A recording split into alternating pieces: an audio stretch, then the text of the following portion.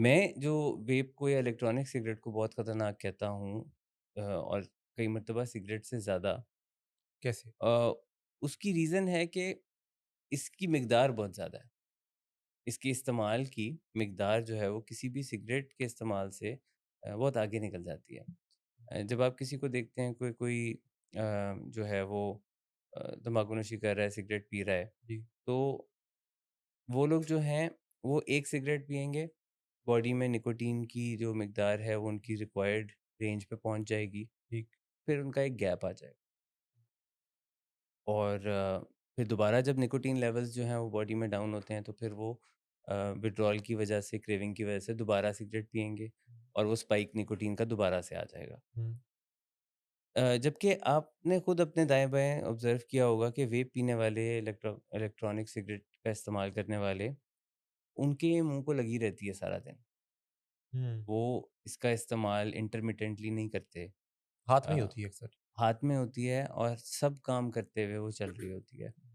गाड़ी चलाते हुए, किताब पढ़ते हुए, कंप्यूटर पे बैठे हुए, टीवी देखते हुए, लोगों से बात करते हुए, खाना खाते हुए, वो तमाम चीज़ों में वो साथ-साथ, साथ-साथ चलती रहती है। हुँ, जबकि सिगरेट के फिर भी कहने में अजीब लगेगा लेकिन उसके फिर भी कुछ आदाब हैं। लोग उसके लिए जो है वो ब्रेक लेके निकल के जाते हैं, जी। ज़्यादातर लोग। ये मैं चेन स्मोकर्स की बात इसमें नहीं करूँगा क्योंकि चेन स्मोकर्स भी हमेशा से एग्ज़िस्ट करते हैं, जो दिन की 3-4 डब्बी, 5 डब्बी सिगरेट पीते हैं। वो तमाम जगहों पे पीते हैं, वो सिगरेट का इस्तेमाल भी इसी तरह करते हैं। पर ज़्यादातर जो लोगों का सिगरेट का इस्तेमाल होता है, वो 1 से आधी डब्बी की रेंज के अंदर फ़ॉल करता है। इसका हुँ, मतलब है 10 से 20 सिगरेट, जी, जी, ज़्यादातर लोगों का जी। इसमें फ़ॉल करता है। इसमें भी मेरे ख्याल में अनफॉर्चुनेट बात यही है कि जो हम नशा स्टार्ट करने की एज डिस्कस कर रहे हैं, हुँ, उस एज में जो कंटेम्परेरी आपके हम-उम्र लोग होते हैं, उन पे भी डेवास्टेटिंग इफेक्ट्स आना शुरू हुए ही नहीं होते। हुँ, और ये बड़ा मुश्किल हो जाता है जो स्टार्ट करने वाला एक बच्चा है, जिसके पेरेंट्स को पता लग गया कि इसने ड्रग स्टार्ट की है, कि वो कोई विजुअल रिप्रेजेंटेशन या रियल लाइफ एग्जांपल्स दे सकें उन्हें। क्योंकि जिन लोगों पे इफेक्ट्स आ रहे हैं, वो हुँ, अपनी एजेस में आ गए हैं और वो एक्सेसिबल नहीं बनाते अपने आप को, क्योंकि वो they don't come out as a recovering addict या हुँ, एज़ एन एडिक्ट, जिसकी वजह से उनको हम अ, एक तरह से as a bad example use कर सकें उन लोगों के लिए जो भी ड्रग स्टार्ट कर रहे हैं। तो ये बड़ा अलमिया है कि लोग नहीं आते आगे, और जिन लोगों के साथ वो इन टच होते हैं at that point of time, उन पे भी डेवास्टेटिंग इफेक्ट्स नहीं आए होते। उन पे अब अभी वो सिर्फ जुबान चढ़ रहा होता है नशे का और और वो ये कूलनेस का। ये इसके साथ-साथ ये बहुत सारी चीज़ों के साथ है कि उनके जो जिनकी भी मार्केटिंग जी, बहुत स्ट्रॉन्ग है। जी। ये सिर्फ़ ड्रग्स के मामले में नहीं है, अगर आप इसमें मिसाल ले लें फ़ास्ट फ़ूड की, तो हुँ, दुनिया भर में फ़ास्ट फ़ूड की, सॉफ्ट ड्रिंक्स की, प्रोसेस्ड फ़ूड की इतनी ज़बरदस्त मार्केटिंग होती है। लेकिन उससे जो डेवास्टेटिंग इफ़ेक्ट है, जो कि ओबेसिटी है, हुँ, जो कि ऐसे मुल्क जिनमें फ़ास्ट फ़ूड कंज़म्पशन बहुत ज़्यादा है, जी, इसमें यूएस नंबर 1 है।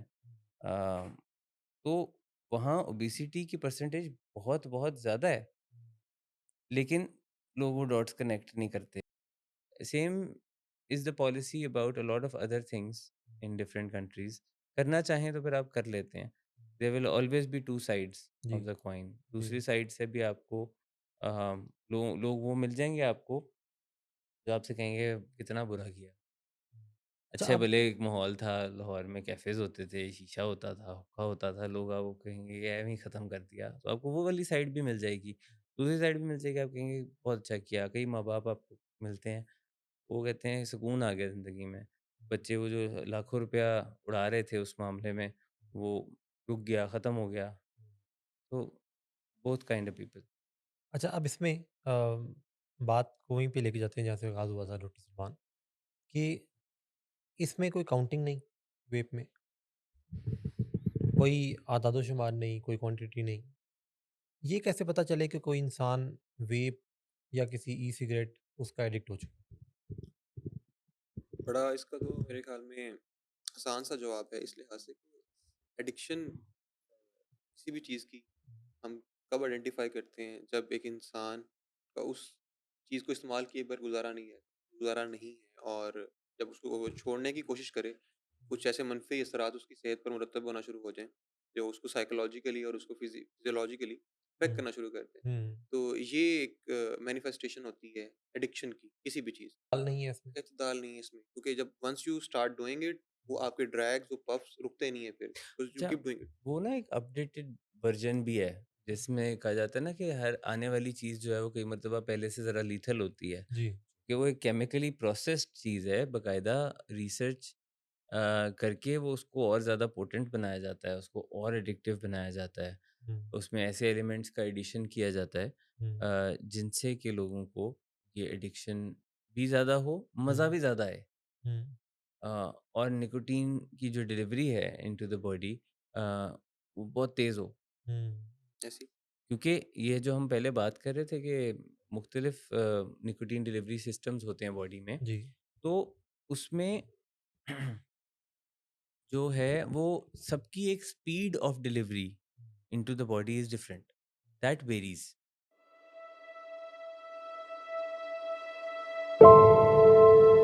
अस्सलाम वालेकुम, प्रोग्राम है यू आस्क फॉर इट और मैं हूं सलमान अहमद आवान। आप ये प्रोग्राम डेली देखते हैं विलिंग वेस के फेसबुक, यूट्यूब, इंस्टाग्राम पर।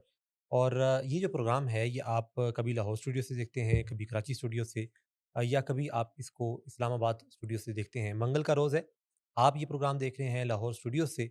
हमारे साथ मंगल के रोज़ मौजूद होते हैं चीफ़ ऑपरेटिंग ऑफिसर हैं, आप क्लिनिकल साइकोलॉजिस्ट हैं अब्दुर्रहमान सदाकत साहब। अब्दुर्रहमान अस्सलाम साहब आपका वालेकुम। बहुत शुक्रिया। हमारे साथ साथ मौजूद होते हैं डॉक्टर सलमान उल्ला। आप मेडिकल ऑफिसर हैं और विलिंगडन में अपने फ़राइज़ सर अंजाम दे रहे हैं। डॉक्टर सलमान आपका बहुत शुक्रिया। यू आस्क फॉर इट में हम बहुत सारे मौज़ूआत के ऊपर गुफ्तगू करते हैं।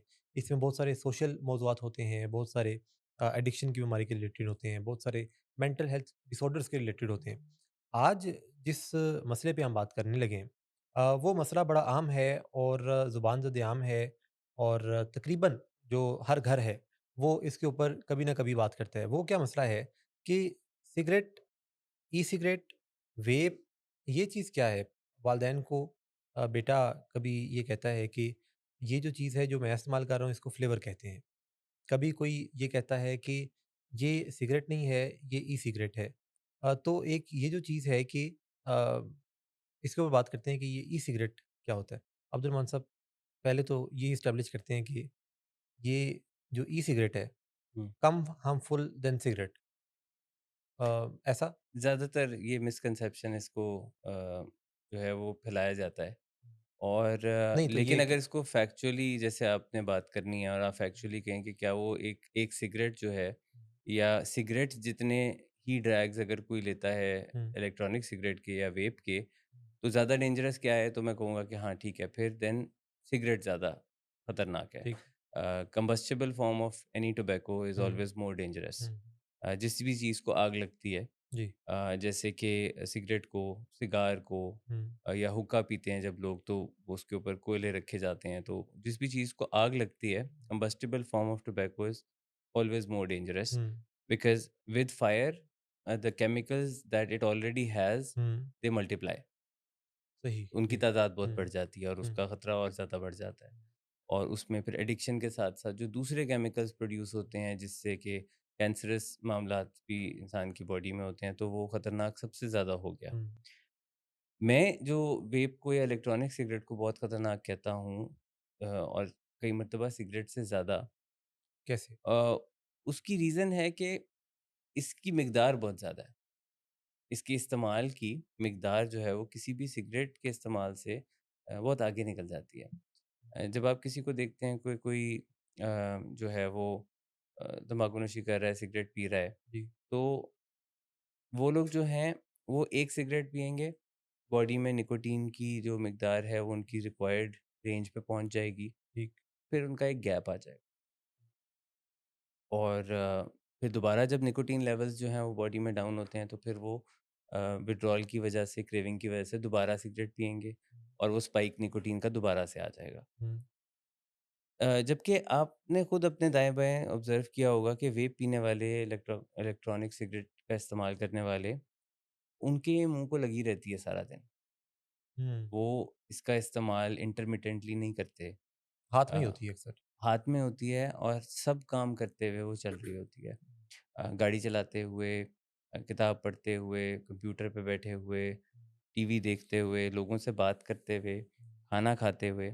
वो तमाम चीज़ों में वो साथ-साथ चलती रहती है। हुँ, जबकि सिगरेट के फिर भी कहने में अजीब लगेगा लेकिन उसके फिर भी कुछ आदाब हैं।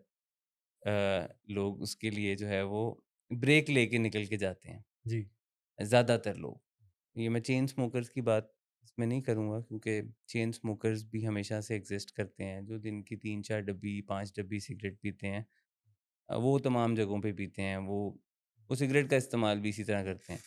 पर ज़्यादातर जो लोगों का सिगरेट का इस्तेमाल होता है, वो 1 से आधी डब्बी की रेंज के अंदर फ़ॉल करता है। इसका हुँ, मतलब है 10 से 20 सिगरेट, जी, जी, ज़्यादातर लोगों का जी, इसमें फ़ॉल करता है। तो अगर एक इंसान ने दिन में 10 सिगरेट पीने हैं, जी, तो यकीनन उसकी सिगरेट के बीच में कई वक़्फ़े आएँगे। जी, अ, या किसी ने 20 पीने हैं, तो भी उसमें काफ़ी वक़्फ़े आ सकते हैं। कई दफ़ा लोग ऊपर तले 1 से 2 पी लेते हैं, लेकिन उसके बाद फिर लोगों का एक एक जो है वो गैप आ जाता है। अम, अगर वो कहीं बैठ के किसी सिनेमा में मूवी देख रहे हैं, तो वहाँ वो सिगरेट तो नहीं पी सकते। हुँ, अगर वो किसी डिनर पे हैं, तो वहाँ वो सिगरेट नहीं पी सकते। जी। तो गैप्स आ जाते हैं, जबकि वेप के और ई-सिगरेट के मामले में देखा जाता है कि वो कहीं पे भी शुरू रहते हैं। और इसके उसमें कोई इसमें लवाज़मात भी कोई नहीं। जैसे सिगरेट में फिर लवाज़मात हैं कि सिगरेट निकाला, कोई लाइटर जलाया, फिर ये चीज़, फिर वो चीज़। लेकिन इसमें तो बस हाथ में कोई चीज़ है तो और इसमें चूँकि कोई रुकावट नहीं है, हुँ, किसी किस्म की कोई रिलक्टेंस नहीं है, दाएँ-बाएँ से कोई रिएक्शन भी नहीं आता। अ, कई मर्तबा लोग रिएक्शन की वजह से भी थोड़ा परहेज़ करते हैं कि मैं यहाँ बैठ के सिगरेट पीऊँ तो दाएँ-बाएँ जो लोग बैठे हैं वो धुएँ से परेशान ना हों। हुँ, इसमें वेप में लोग इस बात की भी फ़िक्र नहीं करते। अगर वो परेशान हो तो फ़ौरन उसको तसल्ली भी दिला देते हैं, ये तो कुछ नहीं है। और वो चूँकि फ्लेवर्ड होता है, उसकी स्मेल जो है वो उस तरह से बुरी नहीं होती हुँ, जैसे टोबैको की स्मेल होती है, हुँ, तो लोग भी अक्सर माइंड नहीं करते and hmm, then people are just okay with it. हुँ, प्रॉब्लम इसमें ये है कि इस्तेमाल जो इतना ज़्यादा हो रहा है, हुँ, निकोटीन की मिकदार बहुत ज़्यादा होती है वेप के अंदर। हुँ। सो जो इंसान पहले अगर 10 सिगरेट पीता था, जी, जी। वो अब अगर दिन में कई घंटे लगातार वेप पीता रहता है, तो जितनी निकोटीन पहले उसकी बॉडी में जा रही थी, अब उससे 3 से 5 गुना ज़्यादा निकोटीन जा रही है। इसका मतलब है उसकी एडिक्शन बढ़ती जा रही है। हुँ, बज़ाहिर उसको लगेगा कि अच्छा मैंने सिगरेट तो अब नहीं पीता तो स्मेल नहीं आती, लोग कंप्लेन नहीं करते, छुपाना आसान है। जी। लेकिन प्रॉब्लम आपका मल्टीप्लाई हो चुका है 3 टू 5 टाइम्स हुँ, क्योंकि अब आपकी बॉडी की विथड्रॉल बहुत ज़्यादा होगा, क्रेविंग बहुत ज़्यादा आपकी बढ़ जाएगी। जब हुँ, कभी अगर आप किसी ऐसी मजबूरन सिचुएशन में आते हैं जहाँ आप वो नहीं पी सकेंगे। जी। मिसाल के तौर पे एयरलाइंस जो हैं वो चूँकि अलाउ नहीं करती हुँ, ना सिगरेट का इस्तेमाल, ना इलेक्ट्रॉनिक सिगरेट का। तो वहाँ पे बहुत सारी लोगों को इसमें मुश्किल पेश आती है जो वेप के इस्तेमाल करने वाले होते हैं कि उनके विथड्रॉल्स बहुत सख्त होते हैं। हुँ, लेकिन ये भी मैंने देखा है प्लेन्स में लोग प्लेन्स में भी बाज़ नहीं आते। छुप-छुपा के चूँकि थोड़ी इसमें डिस्क्रेशन है, जी। थोड़ा डिस्क्रीट है ना कि हुँ, इसकी स्मेल नहीं पता लगेगा, इसका धुआँ कोई ख़ास ज़्यादा नहीं होगा, किसी को इससे कोई बहुत तकलीफ़ नहीं होगी, तो लोग वहाँ पे भी इससे बाज़ नहीं आते। अच्छा इसमें शायद कहीं न कहीं ये भी एक चीज़ है कि सिगरेट जो है वो जब कोई इंसान जलाता है, तो वो फिर उसको साथ ये है कि अब ये ख़त्म ही करना पड़ेगा। हुँ, हुँ। यानी अब एक दफ़ा स्टार्ट किया, तो ये फिर पूरा पीना है। ई-सिगरेट, वेप इसमें ये चीज़ नहीं है। यानी वहाँ पे तो कोई इंसान अगर थोड़ा बिज़ी है या किसी ऐसी जगह पे है कि जहाँ पे वो उसके पास ज़्यादा टाइम नहीं है, तो ई-सिगरेट में ये लिमिटेशन भी नहीं है। ई-सिगरेट में एक चीज़ जब हाथ में है, आपने पफ़ लगाया और आपने वापस जेब में डाल लिया। हुँ, हुँ। और इस तरह से वो जो पफ़ लगाने का के दरमियान में वक़्फ़ा भी है, वो भी कम है और क्वांटिटी ज़्यादा है जैसे आप कह रहे हैं। तो कन्वीनियंस इससे बहुत आती है। कन्वीनियंस वाला मैटर इसके अंदर है। यही हम सारे पॉइंट्स बता रहे हैं ना कि हुँ, हर जगह करना आसान है, लोगों हुँ, को उससे कोई ख़ास एतराज़ नहीं है। रेस्टोरेंट्स को, होटल्स को किसी को एतराज़ नहीं है। उनकी पॉलिसी में कहीं ये शामिल नहीं है कि यहाँ स्मोक नहीं करें या फलां नहीं करें, वेप पीने को कोई मना नहीं करता। हुँ, तो the convenience factor is there. हुँ, और जो मैंने पहले बात की ना कि चूँकि इसकी मिकदार ज़्यादा है निकोटीन की जो आपके अंदर जा रही है, उसका मतलब फिर वही है कि स्टार्ट आपने अपनी मर्ज़ी से किया, आगे क्वांटिटी क्या होगी वो बताएगी। हुँ, ये किसी भी ड्रग के बारे में जब हम कहते हैं कि आपने पहली मर्तबा जो ट्राई किया वो तो आपने अपनी मर्ज़ी से किया। जी। उसके बाद जब आपको एडिक्शन हो जाती है तो आपको ड्रग की मर्ज़ी से होती है। हुँ। उसकी पोटेंसी से होती है, उसकी स्ट्रेंथ से होती है। तो अ, यानी कि किसी ने शुरू में सोचा जी। कि वो अब जैसे डिस्पोज़ेबल वेप्स की बात करते हैं कि मैं तो एक डिस्पोज़ेबल वेप दिन में 4 दिन में 1 दफ़ा चलाऊँगा इसको, जी। 4 तक दिन तक चलाऊँगा। 4 दिन तक हाँ। चलाऊँगा इसको। तो शुरू में वो ये करेगा, फिर वो 3 दिन हो जाएगा, फिर 2 दिन हो जाएगा और 1 दिन हो जाएगा, वो देखते-देखते हो जाएगा। फिर उसको पता भी नहीं चलेगा और ये उसकी मर्ज़ी से नहीं होगा। हुँ। ये वेप की मर्ज़ी से होगा जी। क्योंकि जितना निकोटीन बॉडी में जाएगी, उतनी उसकी डिपेंडेंस होगी, हुँ। उतनी ही वो निकोटीन की स्पाइक आपको बार-बार चाहिए होगी। हुँ। इफ़ इन फैक्ट स्पाइक नहीं तो अब तो लोग उसको फिर इतना करते हैं कि वो मेंटेन रखते हैं अपना ये निकोटीन का लेवल बॉडी में, उससे जो डोपामाइन का राइज़ मिलता है। अ, ये फिर एक विशियस साइकिल है, उसमें जब कोई फँस जाता है, हुँ। This is a lot more addictive than cigarettes and I say it a lot more dangerous because of the convenience of it, because of the multiplication effect that it has. लेकिन आप जो जैसे बात बता रहे हैं, तो आपकी बातों से तासुर आ रहा है कंटिन्यूअसली कि जैसे ई-सिगरेट या वेप जो है, ये कोई बुरी चीज़ है और ये सिगरेट से ज़्यादा बुरी चीज़ है। Mhm, लेकिन जो ओरिजिनल जहाँ से बात स्टार्ट हुई साइंस में, तो वो ये है कि नॉर्मल सिगरेट को उससे लोगों को बचाने के लिए एक तरह के इलाज के तौर पे ये चीज़ आई। तो ये तो ओरिजिनल इलाज है एक कि चलें लोग जो जिनकी डिपेंडेंस सिगरेट के ऊपर है, उनकी वहाँ से निकल के यहाँ पे आ जाए। अव्वल तो ये इलाज किसी ने लेबोरेटरी में इजाद नहीं किया था हुँ। इलेक्ट्रॉनिक सिगरेट का। इसकी अगर आप हिस्ट्री पढ़ेंगे तो ये एक इंडिविजुअल ने अपने लिए या अपने किसी फैमिली मेंबर के लिए हुँ। इस किस्म की कोई चीज़ क्रिएट की थी बैक इन 2003, ठीक। जो कि एक बहुत ही कोई रॉ फॉर्म में इलेक्ट्रॉनिक सिगरेट थी जिसको इलेक्ट्रॉनिकली हीट करके निकोटीन बॉडी में डिलीवर की जा सकती। हुँ। लेटर ऑन उसको कमर्शियल कंपनीज़ ने अपना लिया और उसको रिफ़ाइन कर लिया और उसको बेहतर करके तो एक ऐसा प्रोडक्ट बना लिया। सो ये कोई टीम ऑफ डॉक्टर्स या किसी रिसर्चर्स ने नहीं ये चीज़ को इजाद किया था for the hmm. Sake of making people quit electronic cigarettes. Hmm. But once it was created then some researches did happen on it ठीक। कि अच्छा इससे सिगरेट छोड़ने में मदद मिल सकती है। जी। लेकिन फिर उसके अंदर वही कमर्शियल एस्पेक्ट आ गया कि कमर्शियल जो अपील थी उसमें वो बहुत ज़्यादा थी और उसको टीनेजर्स की तरफ प्रमोट किया गया और उसको मुख्तलिफ फ्रूट फ्लेवर्स, हुँ। मेंथोल फ्लेवर्स इस तरह की चीज़ें डाल के उसको अपीलिंग बनाया, अट्रैक्टिव बनाया। हुँ। अ, और जस्टिफिकेशन ये उसमें निकाल दी गई कि ये तो सिगरेट से बेहतर है, सिगरेट छोड़ने के लिए काम आएगा। Whereas it can have that effect of somebody quitting smoking क्योंकि हुँ। आप निकोटीन को रिप्लेस कर दें अगर किसी और चीज़ से, तो आप सिगरेट पीना छोड़ सकते हैं। जी। अम, ये एक अप्रोच है, इसको कहा जाता है स्मोकिंग सेसेशन थेरेपीज़ होती हैं। इसमें सिर्फ़ इलेक्ट्रॉनिक सिगरेट नहीं, इसमें निकोटीन गम्स होती हैं, निकोटीन स्प्रेज़ होते हैं, हुँ। लॉजेंजेस होते हैं, निकोटीन पैचेज़ होते हैं। हुँ। इन तमाम चीज़ों का इस्तेमाल किया जाता है लोगों की निकोटीन से डिपेंडेंस को ग्रेजुअली ख़त्म करने के लिए। हुँ। अम, जबकि अगर कोई फ़ौरी तौर पे निकोटीन का इस्तेमाल छोड़ के बिल्कुल सोब्राइटी की तरफ आ जाए, हुँ। तो उसको कोई बहुत ज़्यादा मसाइल नहीं होंगे। हुँ। जैसा मैंने कहा कि आम तौर पे लोग 10 से 20 सिगरेट पीते हैं। तो इस रेंज के स्मोकर्स जो हैं वो अगर छोड़ देंगे, क्विट करेंगे तो उनको कोई बहुत ज़्यादा विथड्रॉल्स नहीं आएँगे।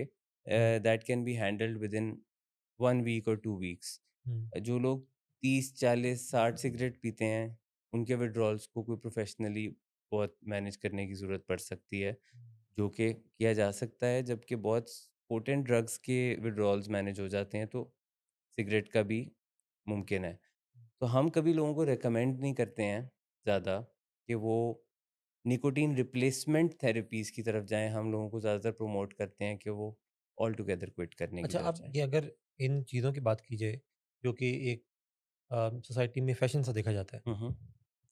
इनमें एक और चीज़ जो कि बड़ी कॉमन है और मशहूर है, वो शीशा है। हुँ, हुँ। शीशा सिगरेट से बेहतर?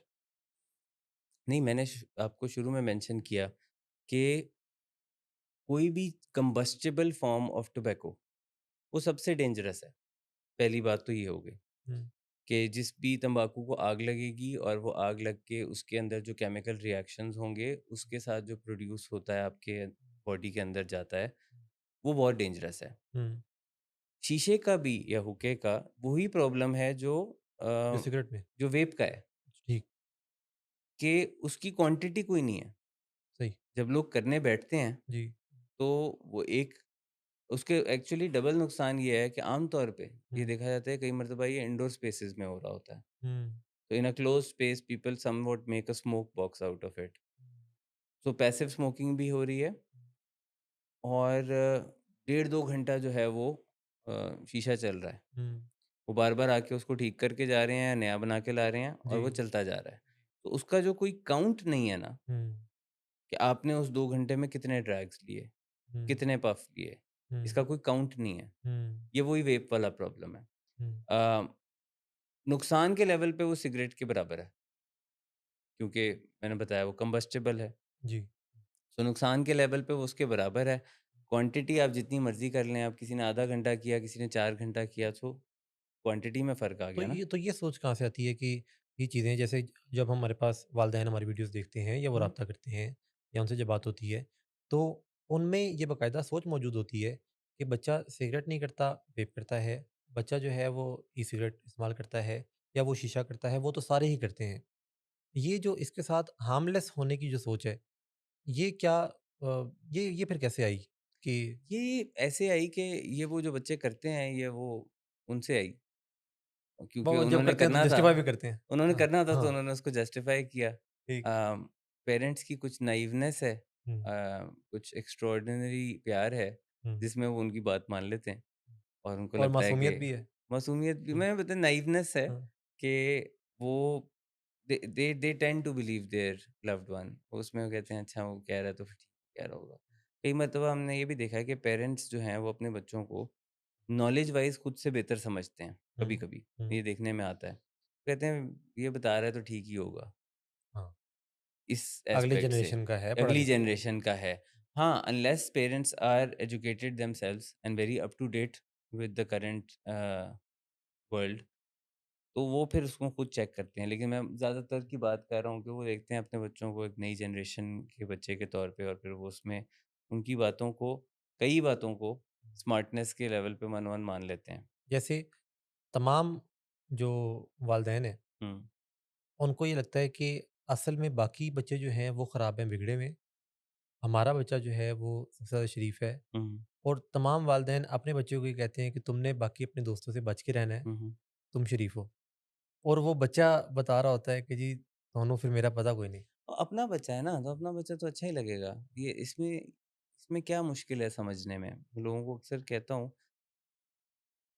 ये प्रोफ़ेशनल्स को भी समझना चाहिए कि जब वो कई दफ़ा बड़ा डायरेक्टली कोई गलती बता रहे होते हैं उनके बच्चे की, they should also empathise, they should also keep it in their mind that it is their child that they hmm, are talking about, hmm, their son और डॉटर। तो अपने बच्चे की तरफ तो आपका बायसेस होगा ही, पॉज़िटिव बायसेस कि जी आप कहेंगे वो ठीक है। हुँ, अम, सो और बहुत सारी दफ़ा जिसमें हम डिनायल जिसको कहते हैं, जी। डिनायल में हम बाय चॉइस रहना चाहते हैं कि आज के ज़माने में बहुत मुश्किल नहीं है चेक करना, बिल्कुल मुश्किल नहीं है चेक करना कोई भी फैक्ट। हुँ, आपको मैं 10 मिनट देता हूँ, आपको इंटरनेट के साथ या आर्टिफ़िशियल इंटेलिजेंस के साथ कोई चीज़ खोल के बिठा दें कि हुँ, सर्च कर लें आप ऐप के बारे में, फिगर इट आउट योरसेल्फ अपनी आँखों से देख लें, क्या मुश्किल है? ज़्यादातर माँ-बाप के लिए बिल्कुल मुश्किल नहीं है। हुँ, अ, बहुत को पढ़ा लिखा होना भी लोगों का ज़रूरी नहीं है। जी, बिल्कुल। इतना आसान होता जा रहा है। शायद आप 8-10 साल पहले कहें कि जी अच्छा थोड़ा टेक्नोलॉजी मुश्किल थी। अब लोग सब इस्तेमाल करते या हैं। सिर्फ़ इंग्लिश में सर्च करने पे निकलेगा। अब हाँ, तो हर ज़ुबान के अंदर बहुत आप आसान सर्च है, बहुत ज़्यादा आसान है। लेकिन फिर भी लोग क्यों नहीं करते आपके ख़्याल में? वो लोग जो दिन में कई घंटे अपने स्मार्टफ़ोन पे गुज़ारते हैं, अपनी मर्ज़ी की और चीज़ें सर्च करते हैं, वो ये सर्च क्यों नहीं करते? इसलिए नहीं करते क्योंकि वो प्रेफ़र करते हैं डिनायल में रहना। ये उनको वो अभी एंग्ज़ायटी इसी होती तरह है? से बात है कि कुछ देर पहले डॉक्टर सलमान मुझे पूछ रहे थे, मैंने उन्हें कहा कि मेरा वेट जो है वो कुछ बढ़ गया है हुँ, पिछले कुछ दिनों में। तो उन्होंने कहा कितना है? हुँ, मैंने कहा मैं अभी चेक ही नहीं कर रहा। अवॉइड कर रहा हूँ, मैं जी। डिलिबरेटली अवॉइड कर रहा हूँ हुँ, क्योंकि मुझे पता है कि काम ख़राब है हुँ, और देखूँगा तो उससे मैं बॉदर हो सकता हूँ। हुँ। मैंने ये डॉक है वो डिलिबरेट हाँ, डिनायल। मैंने डॉक्टर सदाकत अली को ये कहते सुना कि लोग अपनी बीमारियों के बारे में, अपने सिम्पटम्स के बारे में, अपने मसाइल के बारे में गूगल पे जाके सर्च नहीं करते हुँ, क्योंकि उनको एंग्ज़ायटी होती है। हुँ, क्योंकि उनको ये डर होता है कि आगे कुछ निकल ना आए। क्योंकि उनको ये होता है कि जैसे कि अभी हम वालदैन की बात कर रहे हैं, वालदैन क्यों ई-सिगरेट्स को, वेप को स्टडी नहीं करते? क्योंकि उनको ये होता है कि जी अगर कुछ निकल आया उसके खिलाफ, तो फिर बच्चे से बात कैसे करेंगे? फिर हमें मानना पड़ेगा कि बच्चा जो है उसमें मसाइल आ गए। और वो जो है वो किसी गलत ट्रैक की तरफ है। अच्छा। ये अच्छे-अच्छे ट्रेन्ड प्रोफ़ेशनल्स होते हैं, ये हुँ, अच्छे-अच्छे पढ़े-लिखे लोग होते हैं। हुँ, कई इनमें से मेडिकल फ़ील्ड से ताल्लुक़ रखते हैं, डॉक्टर्स होते हैं, but they all like to stay in that deliberate denial stage. हुँ, ना पता लगे तो बेहतर है। जैसे ना पता लगे होने से होगा नहीं। बस मिट्टी पड़ी रहे उसमें। सो और ये फिर आगे फिर मामला दूसरी ड्रग्स का भी इसी किस्म का है। ये जस्टिफ़िकेशन जो आप बच्चों को देखते हुए देखते हैं वेब्स के बारे में, ये जस्टिफ़िकेशन तो शराब के बारे में भी देते हैं, हुँ, अल्कोहल के बारे में सदियों से देते आ रहे हैं। मतलब लोग क्या कहते हैं जी अल्कोहल के बारे में? इतनी छोटी क्वांटिटी में हफ़्ते में तो अच्छी होती है हार्ट हेल्थ के लिए, कार्डियोवैस्कुलर हेल्थ के लिए बहुत अच्छी है आपकी। अम, या इसी किस्म की फलां चीज़ें। रेड वाइन हाँ, या ये चीज़ या अल्कोहल अल्कोहल तो सोशली एक्सेप्टेबल है। तो ये वही जस्टिफ़िकेशंस हैं हम जो अक्सर पेशेंट्स को ये कहते सुनते हैं कि कोई जो चर्च करता है, तो वो कहता है कि मेरे लिए लीगल है। ये जो है नेचुरल भी है। चर्च जो है वो ठीक है, असल मसला तो आइस और कोकीन के साथ है। हुँ, जो आइस और कोकीन वाले होते हैं वो अक्सर ये कहते हैं कि जी तुसी कदी लफ्ज़ आइसिया सुने? नहीं सुनिया, कोकेनिया सुनिया? नहीं सुनिया, चरसी सुनिया? जी सुनिया। तो आइस और कोकेन इसके बारे में कोई ऐसा मसला मौजूद ही नहीं है। ये तो एनर्जी को बेहतर करने वाला अच्छा वो कहते हैं वो हाँ, और प्रिविलेज्ड नशा है कोई, हाँ, ये तो ऐसा ही है? ओवरऑल एनर्जी को बेहतर करता है। जो अल्कोहल वाला है वो कहता है कि जी मैं तो खुश नशे करदा ही नहीं। साडा ते सोशली एक्सेप्टेबल अल्कोहल ये तो आप जहाँ पे जाके देखेंगे ड्रग्स बाकी चीज़ें हैं, अल्कोहल तो अल्कोहल है। आपको कमाल किस्म के रीज़निंग मिलेगी, हुँ, जब आप कभी किसी ड्रग यूज़र या एडिक्ट के पास बैठ के बात करेंगे ना, जी। तो आप कहेंगे ये कहाँ से सोचते हैं? How are they so smart that they come up with excellent reasoning. हुँ, वो इतने कन्विंसिंग होते हैं जी। कि मतलब वो किसी प्रोफ़ेशनल को कई बार कन्विंस कर लें, तो माँ-बाप तो फिर नाइव होते हैं। फिर वो मैंने बात की कि माँ-बाप जानबूझ के नाइव होते हैं हुँ, अपने बच्चों के मामले में और फिर उसके साथ-साथ जो है वो डिलिबरेट डिनायल वाला हुँ। मामला भी है। तो ये कहते हैं कि रहनुमाई अंधेरे में रहो तो बेहतर है। ये बताइएगा कि कोई इंसान जिसने स्टार्ट किया फ्लेवर्स, वेप ई-सिगरेट इन चीज़ों से, क्या चांसेस हैं कि वो सिगरेट की तरफ जाएगा? नहीं चांसेस असल में बात ये है कि कोई बहुत फ़र्क नहीं है दोनों में। हाँ, वो वही भी जो कर रहा है वो करता वो रहेगा, काफ़ी है। वो तो पहली बात है वो काफ़ी है। अब वो उसमें सिगरेट की तरफ चला जाए, ये ऐसे ही है ये कि मैं पर्सनल चॉइस हो सॉफ्ट सकती ड्रिंक पीता हूँ अगर कोई अम, एक टाइप की सॉफ्ट ड्रिंक पीता हूँ, मैं कोक पीता हूँ मिसाल के तौर पे, तो आप जो है वो कहें कि कोक से क्या आप स्प्राइट की तरफ चले जाएँगे? वो भी सॉफ्ट ड्रिंक है, वो भी कार्बोनेटेड, दोनों कार्बोनेटेड ड्रिंक्स हैं, दोनों के इक्वल से नुकसानात हैं, एक से दूसरे पे इंटरमिटेंटली शिफ्ट कर सकते हैं, कोई इतनी बड़ी बात नहीं है। हुँ, सवाल आपका अगर ये ज़्यादा होता कि क्या वो इससे ऊपर चरस की तरफ जाएगा, marijuana की तरफ जाएगा? हुँ, तो उसका जवाब मैं फिर ये आपको दे सकता हूँ कि हाँ, गेटवे ड्रग अब वेप बन चुका हुआ है। हुँ, गेटवे ड्रग वो होती है जिससे किसी की ड्रग्स की दुनिया में एंट्री हो गई है, अब वो सीढ़ियाँ चढ़ता जाएगा। तो वो अब वेप बन गया है। यहाँ से पॉसिबिलिटीज़ खुल गई हैं कि वो कल को अल्कोहल पिएगा, वो कल को वीड पिएगा, हुँ, हैश पिएगा, ये सारी चीज़ों की तरफ जा सकता है। इससे ज़्यादा स्ट्रॉन्गर ड्रग्स की तरफ जा सकता है। हुँ, बिकॉज़ मैंने नुकसान के हवाले से आपको बता दिया कि वेप एंड सिगरेट दोनों चीज़ें एक ही लेवल पे आएँगी। Sometimes I find vape more dangerous because of the hmm, frequency of usage. हुँ।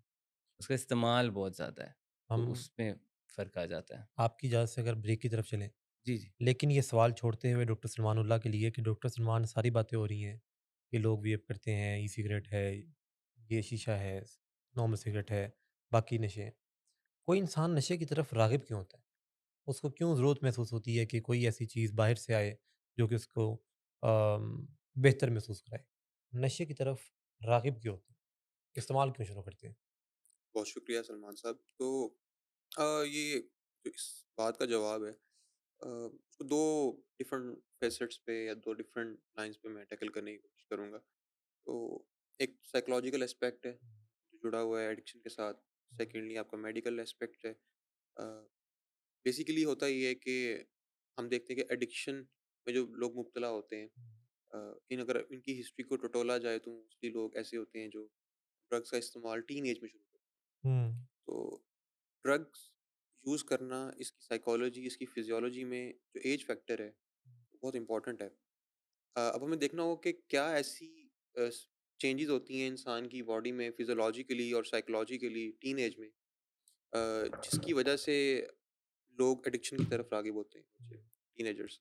तो ये समझना बहुत ज़रूरी है। सबसे पहले अगर देखा जाए तो जो मैकेनिज़्म है, जो अक्सर हम अपने प्रोग्राम पे डिस्कस कर रहे होते हैं और हमने मुतअद्दिद दफ़ा उस पे बात की हुई है कि जो मेडिकली देखा जाए तो आपके रिवॉर्ड सिस्टम को एक्टिवेट करता है नशा। जो भी ड्रग्स होती हैं, वो डोपामाइन सर्ज लेके आती हैं। ठीक। वो एक अच्छा एहसास लेके आती हैं आपकी बॉडी में, जिसकी वजह से लोग राग़िब होते हैं। लोगों को लगता है कि ये ऐसी चीज़ है जो रूटीन से हट के हमें कुछ अच्छा एहसास प्रोवाइड कर रही है, मुहैया कर रही है, जिसकी वजह से हमारा ब्रेन जो है आहिस्ता-आहिस्ता फिर उस चीज़ की क्रेविंग को बढ़ाता रहता है और इवेंचुअली वो जो उसका लेवल होता है उस ड्रग का, वो आगे से आगे जाता रहता है। अब ये सवाल कि शुरू क्यों की जाती है ड्रग? इसको अगर देखा जाए तो अगर एक टीनेजर है, कोई लड़का है या लड़की है, तो सबसे पहला फैक्टर तो उसमें क्यूरियोसिटी का आता है, एक्सपेरिमेंटेशन का। क्योंकि अब ज़ाहिर-सी बात है, माशरे में अगर देखा जाए तो मेजॉरिटी नहीं, माइनॉरिटी होती है जो कोई ड्रग्स कर रही होती है, सिगरेट पी रही होती है या कोई और ड्रग यूज़ कर रही होती है। हुँ, तो जब भी कोई चीज़ माइनॉरिटी कर रही होती है तो उसके साथ एक इन्हेरेंट क्यूरियोसिटी जुड़ी हुई होती है कि ये लोग अगर इसे कर रहे हैं तो क्यों कर रहे हैं? मुझे भी ट्राई करके देखना चाहिए। शायद इसमें कुछ ऐसी चीज़ है जो मैंने आज तक एक्सपीरियंस नहीं की और इन्होंने की है, तो इसको ये ट्राई कर रहे हैं। तो एक तो वो एक्सपेरिमेंटेशन वाला फैक्टर आता है और सेकेंडली वो इतना ज़्यादा हावी क्यों होता है, क्योंकि टीन एज में बेसिकली जो ह्यूमन ब्रेन होता है वो ऑफ कोर्स अभी अपनी डेवलपमेंटल स्टेजेस में होता है। और जो जो एक टीनेजर का ब्रेन है, अ, उसके अंदर जो रिवॉर्ड सिस्टम मौजूद है, वो रिवॉर्ड सेंटर जो नोवेल्टी होती है, कोई भी नई चीज़ होती है, उसकी तरफ बहुत ज़्यादा सेंसिटिव होता है। मतलब जब भी कोई नई चीज़ उसकी तरफ आती है, तो वो रिवॉर्ड सिस्टम एक नॉर्मल इंसान, जो एक बच्चा है या जो एक बूढ़ा है, उसकी निस्बत ज़्यादा वो एक्टिवेट होता है और ज़्यादा उसको वो एहसास देता है, एक अच्छा एहसास देता है। हुँ, इसी तरह सेकेंडली आप देख सकते हैं कि पीयर प्रेशर एक बड़ा इंपॉर्टेंट फैक्टर है हुँ, कि आस-पास लोगों का करना और फिर अक्सर औक़ात एक पर्टिकुलर जो फ्रैक्शन है सोसाइटी की, हुँ, स्कूल्स में या कॉलेजेस में, उसमें फिट इन करने की ख्वाहिश अ, में अक्सर औक़ात एक प्रीरेक्विज़िट ड्रग्स करना होता है कि आप हुँ, उस हल्का या बाब में तभी शामिल हो सकते हैं जब आप एक पर्टिकुलर ड्रग यूज़ करेंगे। तो अक्सर लोग उस प्रेशर की वजह से ड्रग्स शुरू कर देते हैं कि हाँ, हम we want to be a part of that circle, जो who are apparently very cool, या जो जिनको थोड़ा डिफरेंट समझा जाता है बाकियों से। कुछ हुँ, लोगों में ये ख्वाहिश होती है।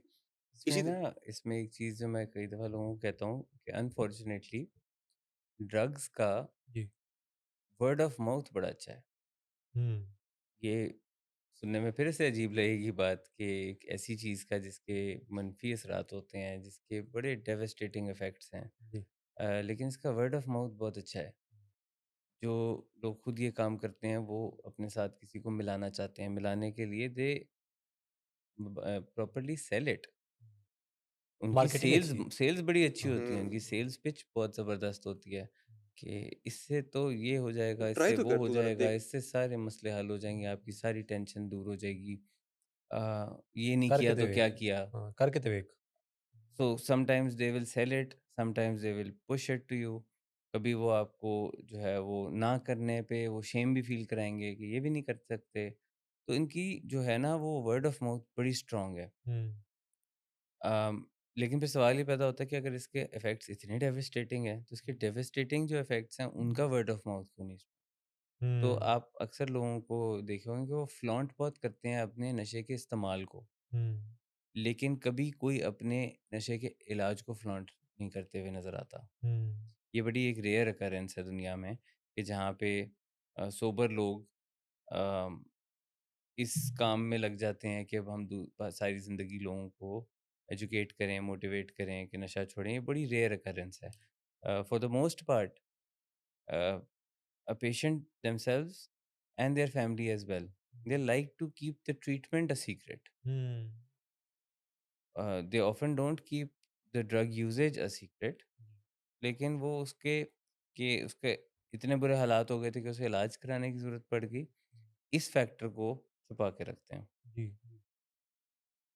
और इस वजह से लोगों को ये जो हम अक्सर बता रहे होते हैं ना कि इतने डेवास्टेटिंग इफ़ेक्ट्स होते हैं, they are often oblivious of them. उनको वो नहीं पता होते। इसमें भी मेरे ख्याल में अनफॉर्चुनेट बात यही है कि जो हम नशा स्टार्ट करने की एज डिस्कस कर रहे हैं, हुँ, उस एज में जो कंटेम्प्रेरी आपके हम उम्र लोग होते हैं, उन पे भी डेवास्टेटिंग इफेक्ट्स आना शुरू हुए ही नहीं होते। हुँ, और ये बड़ा मुश्किल हो जाता है जो स्टार्ट करने वाला एक बच्चा है, जिसके पेरेंट्स को पता लग गया कि इसने ड्रग स्टार्ट की है, कि वो कोई विजुअल रिप्रेजेंटेशन या रियल लाइफ एग्जांपल्स दे सकें उन्हें।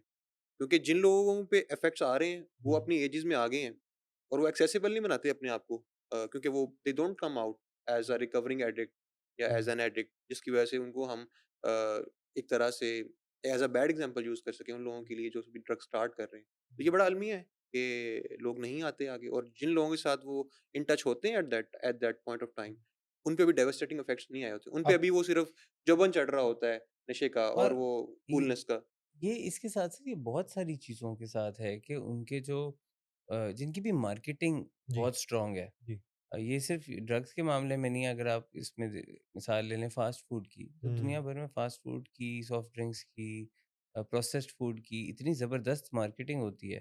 लेकिन उससे जो डेवास्टेटिंग इफ़ेक्ट है जो कि ओबेसिटी है, हुँ, जो कि ऐसे मुल्क जिनमें फ़ास्ट फ़ूड कंज़म्पशन बहुत ज़्यादा है, जी, इसमें यूएस नंबर 1 है। अ, तो वहाँ ओबेसिटी की परसेंटेज बहुत-बहुत ज़्यादा है, लेकिन लोग वो डॉट्स कनेक्ट नहीं करते। अम, वो उस मार्केटिंग के आगे बेबस से हो जाते हैं। वही मामला आपको यहाँ सारा ड्रग्स में देखने को मिलता है कि जो करने वाला है, हुँ। जो सिगरेट पीने वाला है, आप उससे सिगरेट की तारीफ़ें सुन के तो देखें।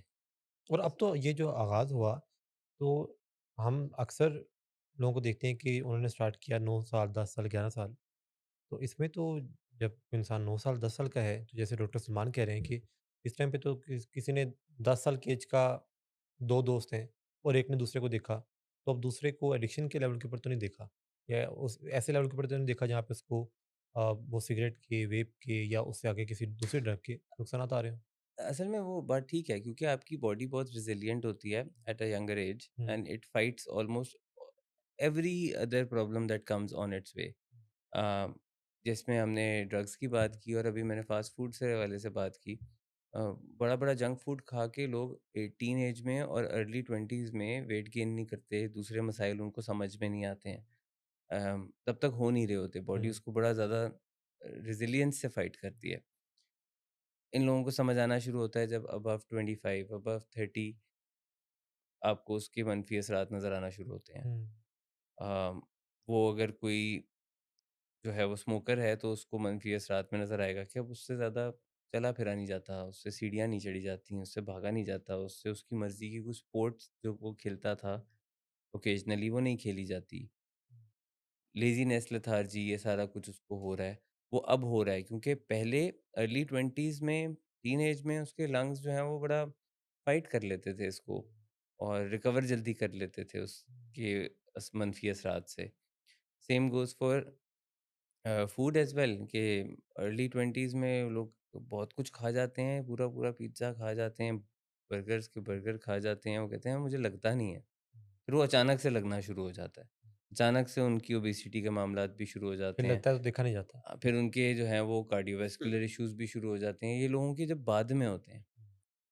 लेकिन कोई भी चीज़ जिससे हमें फ़ौरी तौर पे ख़तरा महसूस नहीं होता ना, हम उससे ज़रा कम ही घबराते हैं। हुँ, हम जो है वो दूर के खतरे से ज़्यादा नहीं डरते। जी।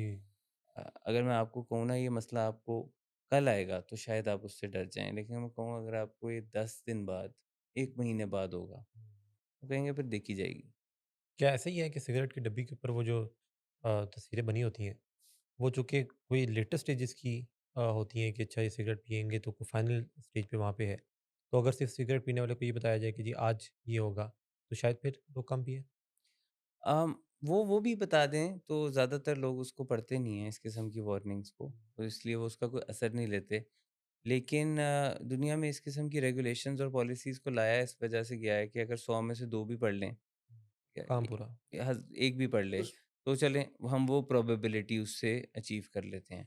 ऐसी बहुत सारी पॉलिसीज़ मुख्तलिफ़ ममालिक में, ज़्यादातर फ़र्स्ट वर्ल्ड में, वो करके देखते हैं कि ये करके देखो शायद इस वजह से लोग सिगरेट पीना कम कर दें। जैसे रीसेंट पास्ट में मेरे सामने एक फैक्ट आया था कि यूके ने ये किया है।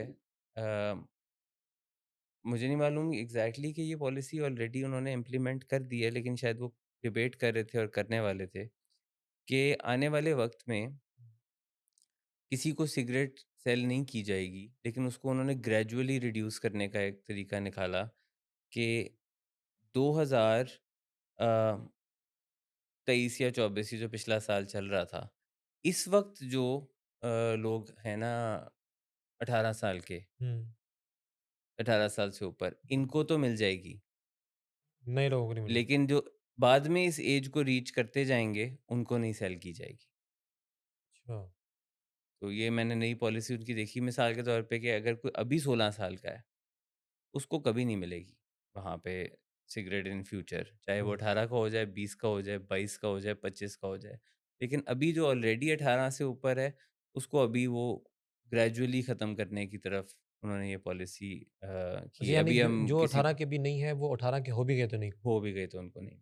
इसके अलावा सही। भी उन्होंने तो अब ये तो मैं अभी इसको दोबारा हम ब्रेक में थोड़ा देख भी लेते हैं कि ये ऑलरेडी हो चुकी है कि नहीं because this was proposed hmm. Into the cabinet. तो इस किस्म की कई पॉलिसीज़ मुल्क निकालते हैं जो इस मुसीबत से जान छुड़ाना चाहते हैं। लेकिन बहरहाल वो जो एंड स्टेज वाली तस्वीरें लगाने वाली बात है, वो तो अब खत्म कर रहे हैं। अमेरिकन्स भी कर रहे हैं। उनकी मार्केट में भी खत्म हो गई हैं तस्वीरें लगना डब्बियों पे। यूके में भी ऐसे ही है। वो उसको क्योंकि चेंज करते रहते हैं which is my experience that they see whether it's working or not. If it's not working they do something new.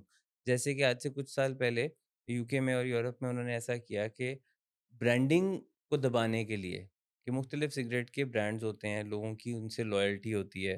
कई बार वो डब्बी से बड़ा अट्रैक्ट हो रहे होते हुँ, हैं। हुँ। तो उन्होंने ब्रांडिंग को दबाने के लिए कहा कि तमाम ब्रांड्स एक ही तरह की सिगरेट बनाएँगे, एक ही तरह की डब्बी होगी और हुँ, एक हुँ, ही तरह का कलर होगा हुँ, उसका, जो कि कलर उन्होंने रिसर्च के मुताबिक एक ऐसा कलर चूज़ किया जो कि अवाम के लिए कोई बहुत ज़्यादा पसंदीदा कलर नहीं था। हुँ।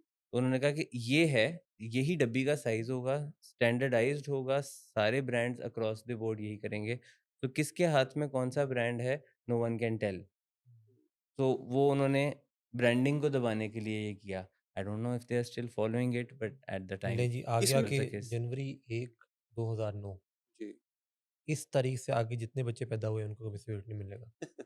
ये यानी वही तो वो वही इम्प्लीमेंट कर दिया यानी उन्होंने। 2027 यकम जनवरी this means that starting from January 1 2027 तो जो लोग 18 उस टाइम हो जाएँगे तो फिर उनसे आगे तो कोई भी नहीं। पर्सनली मुझे भी लगता है कि इस किस्म के असर्टिव स्टेप्स अगर गवर्नमेंट्स लेगी तभी रुकेगी, क्योंकि देखें अब जिस तरह हम थोड़ी बहुत कुछ स्ट्रेटजीज की बात कर रहे हैं, जिस तरह अभी हमने कि ब्रांडिंग के पूरे पैटर्न को चेंज कर देने की बात की, या हमने उन तस्वीरों को लगाने की बात की।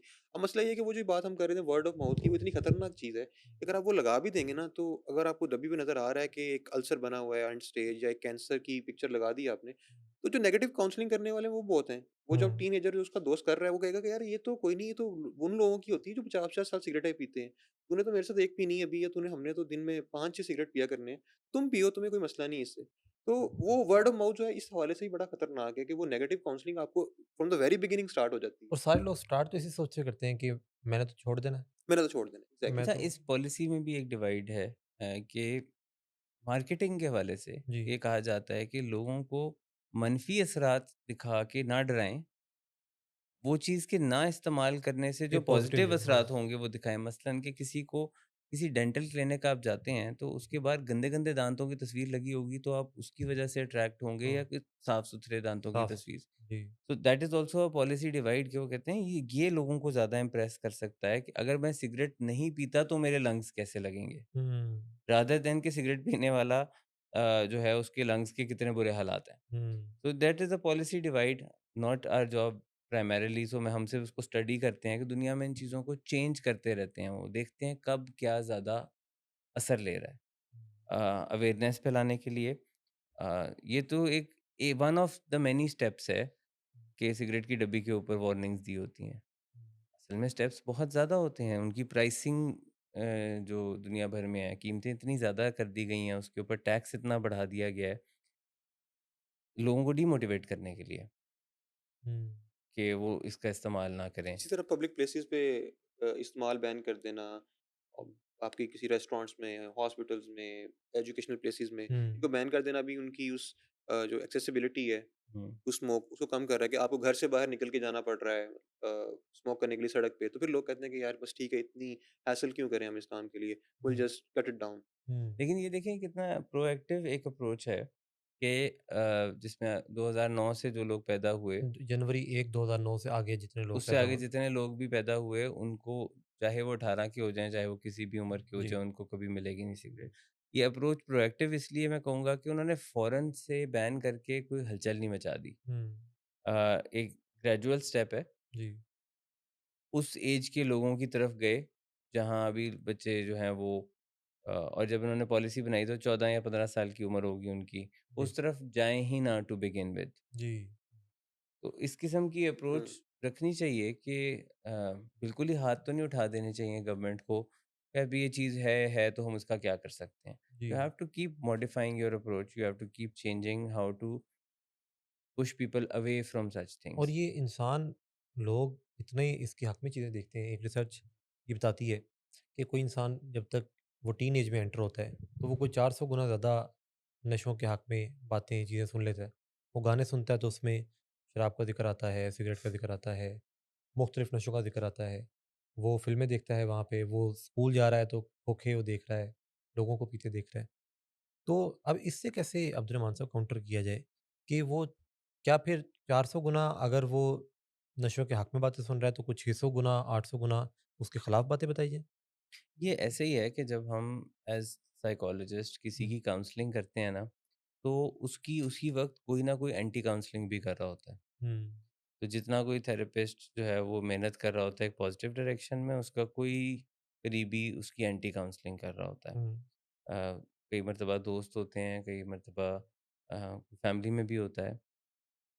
तो अब इसमें तो वो एक तरह का कॉम्पिटिशन है कि गिव अप तो मेरा ख़्याल है दोनों को ही नहीं करने वाली सिचुएशन। हुँ, एज़ प्रोफ़ेशनल आपको अपना काम करते रहना चाहिए, जिसमें दुनिया में हो रहा है, हुँ, अवेयरनेस का, एजुकेशन का, जो अभी हम बैठ के कर रहे हैं, वही जी। कर रहे हैं। We are talking about it to tell people what it is. And then there are people right now in the world who are talking in the favour of it. हुँ, वो अपना काम करते रहेंगे, आप अपना काम करते रहें। कोई ना कोई डिजिटल मीडिया पे, टेलीविज़न पे वो जो अवेयरनेस के डेज़ होते हैं थ्रू आउट द ईयर, जी। आप अपना काम उसमें मेरा ख़्याल है कि उस पे गिव अप किसी को करने की सोचना नहीं चाहिए। We should agree with the fact that both kind of people will always exist. हुँ, कुछ गलत चीज़ों की फ़ेवर में बात करने वाले होंगे, कुछ गलत चीज़ों के बारे में अवेयरनेस की बात कर रहे होंगे। बहुत सारी दुनिया में ऐसे टॉपिक्स हैं जिनके हवाले से मैं कुछ ज़्यादा नहीं जानता। हुँ, sometimes they come in front of me किसी प्लेटफ़ॉर्म से, किसी अवेयरनेस की कैंपेन से, जी। तो आपको पता लगता है। तो इसलिए आपको इस किस्म की मेहनत और कोशिश कुछ ना कुछ जारी रखनी चाहिए। Some day to somebody it will work. हुँ। अभी हम ब्रेक पे चलते हैं और ये सवाल छोड़ते हुए कि क्या लो सेल्फ एस्टीम का कोई ताल्लुक है कि कोई इंसान जो है वो इस तरफ आ जाए? क्या लोग ना नहीं कर पाते जिसके नतीजे में आते हैं या अपनी पर्सनल चॉइस के मुताबिक हुँ। वो ये फैसला करते हैं? लो सेल्फ एस्टीम का क्या ताल्लुक है किसी इंसान के नशे सिगरेट के इस्तेमाल के लिए? अब ये सवाल ऐसे पैदा होता है कि क्या ये पर्सनल चॉइस है या कोई दूसरा इंसान जो है वो रिकमेंड करता है? अगर दूसरा इंसान ज़्यादा रिकमेंड करता है और लोग पीयर प्रेशर की वजह से करते हैं तो इसका मतलब ये है कि कोई इंसान फिर नो नहीं कर पाता। तो नो ना कर पाना अब्दुल रहमान सदाकत साहब, कोई ये लो सेल्फ एस्टीम का भी ताल्लुक? असल में वजूहात जो है ना वो कई किस्म की हो सकती हैं। हुँ, किसी के भी कोई नशा करने के पीछे पहले हमने बताया कि जी वो अट्रैक्टिव बड़ी लगती है चीज़ें, फिर हुँ, हमने कहा कि क्यूरियोसिटी बहुत अहम रोल प्ले करती है, फिर एक लो कॉन्फिडेंस, और अब जो लो सेल्फ इस्टीम की आप बात कर रहे हैं कि इनकार ज़्यादा नहीं किया जाता, लोग असर्टिव इतने नहीं होते, हुँ, उनको असर्टिव कम्युनिकेशन नहीं आती, तो प्रेशर में आ जाते हैं। प्रेशर में नहीं आ रहे होते तो अगला बंदा प्रेशर में उनको ज़बरदस्ती लाता है। हुँ, ये प्रेसिडेंट सेट किया जाता है कि नहीं ऐसे कैसे, अ, मैंने जब करना है कन्विंस तो फिर मैं करके रहूँगा। तो मैं अक्सर लोगों से कहता हूँ इस चीज़ पे फ़ोकस बहुत ज़्यादा ना करें कि कोई क्यों पहली मर्तबा ड्रग करता है। उसकी बहुत सारी रीज़न्स हैं, उसके रीज़न्स किसी की पर्सनल परेशानी भी है और पर्सनल सेलिब्रेशन भी है। उसका रीज़न जो है वो सिर्फ़ टीवी में देख के इम्प्रेस हो जाना भी है, जी, और उसका रीज़न डिस्ट्रक्टिव होना भी है। यानी लोग कई मर्तबा इन चीज़ों का इस्तेमाल करते हैं जब वो खुद से कोई गुस्से में है, कोई हुँ, डिप्रेशन में है, या सेल्फ हार्म की सी फीलिंग उनको जो आती है तो वो गुस्से में ये करते हैं। ऐसी भी सिचुएशन है। मैंने बताया सेलिब्रेटरी भी है, ग्रीफ भी है, it is all in all. ठीक है? आप जो है वो अ, पीस में भी कर रहे हैं, कंटेंट में भी कर रहे हैं, एग्रेशन में भी कर रहे हैं, डिप्रेशन में भी कर रहे हैं। तो then why is it important कि क्यों करते हैं? फिर तो सारे रीज़न्स ही हो गए ना। So focus should be more on how to stay away from it from here onwards rather than के किया क्यों? क्योंकि मैं बताया करने के तो बहुत सारे रीज़न्स मिल गए, जी, सारे ही मिल गए, तमाम ही मिल गए।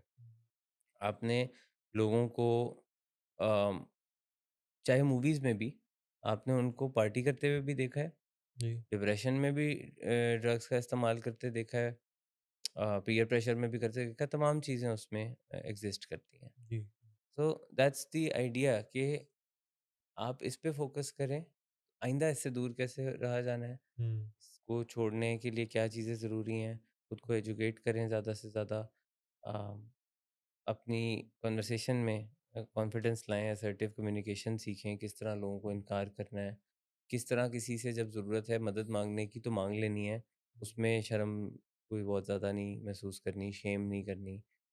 Because I often tell people again the same point that I was talking about before. Hmm, People don't have shame about doing the drugs, they have the shame about drug problem.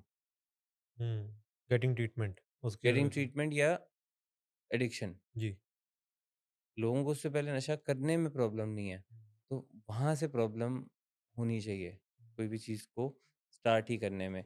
लेकिन जितना भी दुनिया में awareness आ जाएगी, it there will always be a constant fight and a tussle between um, people who are educating hmm, against the usage of drugs ji, and people who are promoting the drugs. वो दोनों एक tussle चलती रहेगी। It just depends कब कौन सा काम ज़्यादा होता है, और लोगों को वक्तन फ़वक्तन इसमें कामयाबी मिली है। कई चीज़ों का इस्तेमाल वक्त के साथ कम से कम से कम होता जा रहा है। आप वेस्टर्न वर्ल्ड में अगर देखें तो स्मोकिंग के फिगर्स और फैक्ट्स जो हैं वो 50-60% से लेके अब 10-11% पे उतर गए हैं। हुँ, They have reduced significantly in the last 70 years. तो इसका मतलब है कि उसमें कामयाबी हासिल होती है, हुँ, और in in countries like some countries even in the east कि सिंगापुर में इसके जो फैक्ट्स एंड फिगर्स हैं वो नेग्लिजिबल हैं।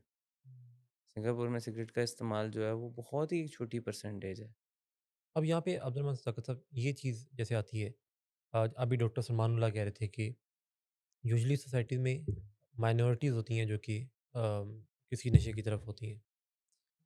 ये जो ई सिगरेट, वेप, शीशा ये वाला जो रुझान है, हुँ। इसमें तो अब ये भी देखा जाता है कि पूरी-पूरी फैमिलीज़, वालिदैन, बच्चे उनमें भी ये चीज़ मौजूद है कि घर में ये कैजुअल अंदाज़ है कि ई सिगरेट या वेप। ये तो पूरी फैमिली भी यूज़ कर रही होती है। तो ये जो नॉर्म बन जाता है, तो उससे फिर क्या यानी कि वो तो फिर चीज़ गलत ही नहीं समझी जाती? यही तो प्रॉब्लम है ना कि एक तो गलत नहीं समझी जाती, फिर उसके बाद जब किसी चीज़ को इतना रेडिली अवेलेबल कर दिया जाता है, हुँ, तो उससे इस्तेमाल कई दफ़ा बहुत बढ़ भी जाता है। लेकिन ऐसा भी देखने में आता है कि जब चीज़ें बहुत रेडिली अवेलेबल करते हैं, तो इस्तेमाल फ्यूचर में जाके कम भी हो जाता है। हुँ, मैं आपको मिसाल दूँगा इसमें नीदरलैंड्स की कि जहाँ पे marijuana जो है उसको लीगलाइज़ कर दिया गया था सालों पहले, डेकेड्स अगो। हुँ, और आपको लगता होगा एक पहले किसी बंदे को के इम्प्रेशन में कि अच्छा वहाँ तो लोग फिर हर वक़्त नशा ही करते होंगे। हुँ, वहाँ के लोकल पॉपुलेशन का इस्तेमाल निहायत ही कम है हुँ, और जब से उसको लीगलाइज़ किया वो वहाँ से हर साल, हर आने वाले साल में वो फैक्ट्स एंड फिगर्स नीचे आते गए।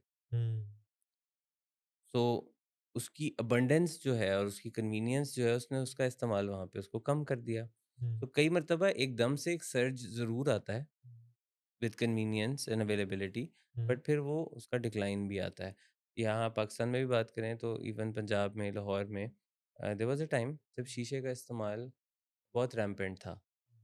अगर आपको कुछ साल पहले जी, 10-12 साल पहले याद हो तो जी, बहुत रैम्पेंट था। हर गली, हर सड़क पे बिल्कुल, देयर वाज़ अ शीशा कैफ़े।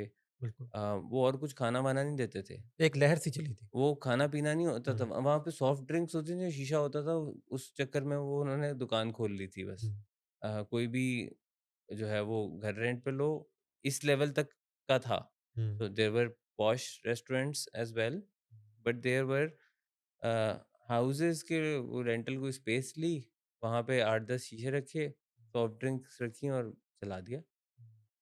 कोई लाइसेंस नहीं, कोई मामला नहीं, कोई चक्कर नहीं, कोई कमर्शियलाइज़ेशन नहीं। It was that rampant. But फिर उसको कंट्रोल करने की तरफ जब आए तो कर भी लिया। बल्कि ये आए रोज़ खबर आती थी कि फलाँ जगह पे छापा हुँ। और इतने लोग पकड़े गए और ये तो हुआ। पहले शुरू में लोग बाज़ नहीं आए, उसमें शुरू में लोगों ने उसको रेज़िस्ट किया जी, कि पुलिस के आने पे कभी वो उनको कुछ दे दिलाने की कोशिश कर दी या कभी उनके आने पे बंद कर दिया, लाइटें ऑफ कर दी, शटर जाने नीचे पे कर दिया, बाद हाँ, में उठा लिया। जाने पे उठा दिया। तो लोगों ने शुरू में उसको रेज़िस्ट किया और कैफ़ेज़ ने क्योंकि वो लोगों का काम कारोबार सा बन गया हुआ था। Hmm, they also wanted to survive in their own way. लेकिन गवर्नमेंट ने उस वक़्त कोई ज़ीरो टॉलरेंस पॉलिसी बनाई थी इसके हवाले से और वो उसपे उन्होंने इम्प्लीमेंट करा लिया। आज वो 10-12 साल के बाद uh, I don't know if there is a single cafe in Lahore जहाँ पे ये होता है। लोगों हुँ, ने प्राइवेटली अपने घरों में और इस तरह की रेज़िडेंसेस में वो करते हैं। But do tell me if you know I don't think there is a single one.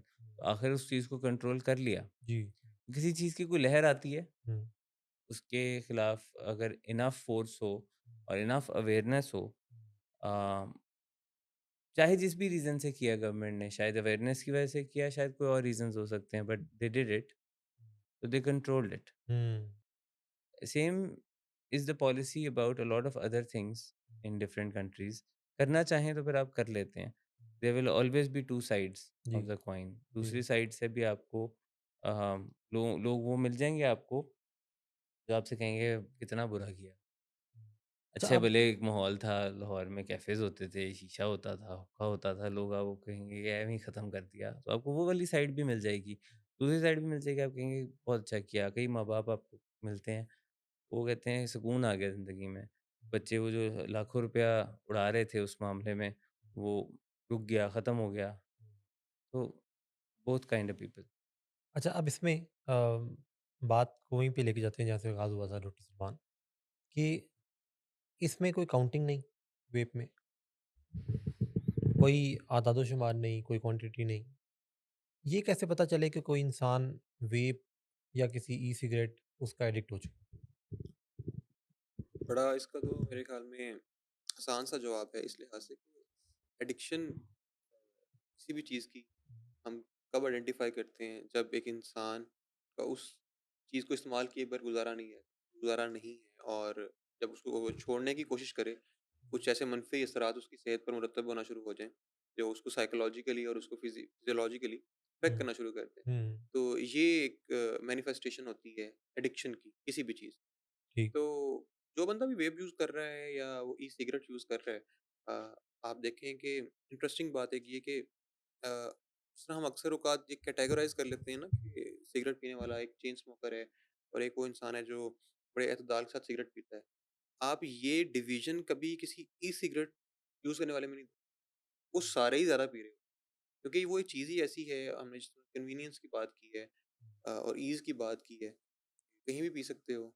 बड़ा एतदाल नहीं है इसमें। इत्तेदाल नहीं है इसमें, क्योंकि जब once you start doing it, वो आपके ड्रैग्स, वो पफ्स रुकते नहीं है फिर, बिकॉज़ यू अच्छा, कीप डूइंग इट। वो ना एक अपडेटेड वर्ज़न भी है, जिसमें कहा जाता है ना कि हर आने वाली चीज़ जो है वो कई मर्तबा पहले से ज़रा लीथल होती है। जी। कि वो एक केमिकली प्रोसेस्ड चीज़ है, बाकायदा रिसर्च करके वो उसको और ज़्यादा पोटेंट बनाया जाता है, उसको और एडिक्टिव बनाया जाता है। हुँ, उसमें ऐसे एलिमेंट्स का एडिशन किया जाता है हुँ, जिनसे कि लोगों को ये एडिक्शन भी ज़्यादा हो, हुँ, मज़ा भी ज़्यादा आए। हुँ, अ, और निकोटीन की जो डिलीवरी है इनटू द बॉडी वो बहुत तेज़ हो। हुँ, ऐसे ही।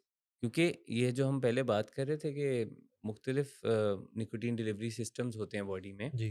तो उसमें जो है वो सबकी एक speed of delivery into the body is different, that varies. Hmm, जैसे एक जो निकोटीन पैच है, बहुत जी। स्लोली बॉडी के अंदर निकोटीन रिलीज़ करता है। वो पैच लगाते ही आपको सुकून नहीं आ जाता, जबकि सिगरेट पीते ही आपको सुकून आ जाता है पीने वाले बंदे को। वो फ़ौरी तौर पे उसकी निकोटीन की डिमांड जो है वो पूरी हो जाती है। Same goes for other things, lozenges, sprays, they have a slow nicotine delivery system into the body. The closest thing that ever came to the cigarettes is this vape and electronic cigarette. हुँ, उसको और वो भी not the early years of vaping and cigarettes electronic cigarettes वो इतने advance नहीं थे। हुँ, इसको वक्त के साथ साथ और ज़्यादा अपडेट किया है और ज़्यादा उन्होंने पोटेंट बनाया है। इसमें जो निकोटीन पाई जाती है जी। It has more potency, more addictive tendency. Hmm. तो if only people just Google about it. क्या और जितनी चीज़ें रिफ़ाइन होती जाती हैं, उतनी खतरनाक होती जाती हैं? ज़रूरी नहीं है, लेकिन इन सम केसेज़ ऐसा होता है, मतलब जिस तरह आप मानी साहब बात करें ना वेव्स की, जब जी। इनिशियल जो कुछ फ़ॉर्म्स आई हैं, जो बिल्कुल स्टार्ट में जो वेव आना शुरू हुए थे जिनमें जो स्मोक था बहुत डेंस होता था, उनका जो निकोटिन डिलीवरी सिस्टम था वो कुछ ऐसा था कि उसकी सर्ज बहुत जल्दी लेके आते थे वो। बहुत ज़्यादा क्वांटिटी को बहुत जल्दी इंजेक्ट करता रहा बॉडी में। इसकी वजह से बहुत सी डेथ्स रिपोर्ट होना शुरू हो गई थी उसकी वजह से। लाइक सडन कार्डियक अरेस्ट, क्योंकि वो इतनी ज़्यादा सर्ज गई है निकोटीन की और दीगर केमिकल्स की, उसने फ़ौरन से आपके बॉडी को इस तरह से अफ़ेक्ट किया कि कार्डियक अरेस्ट हो गया, कार्डियक अरिथमिया हो गया।